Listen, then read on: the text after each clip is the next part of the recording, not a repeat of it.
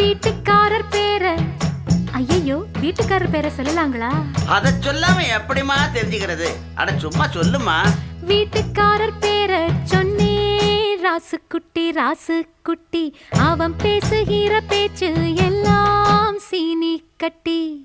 அட கண்ணுக்கழகா ஆளும் இருப்பாரே,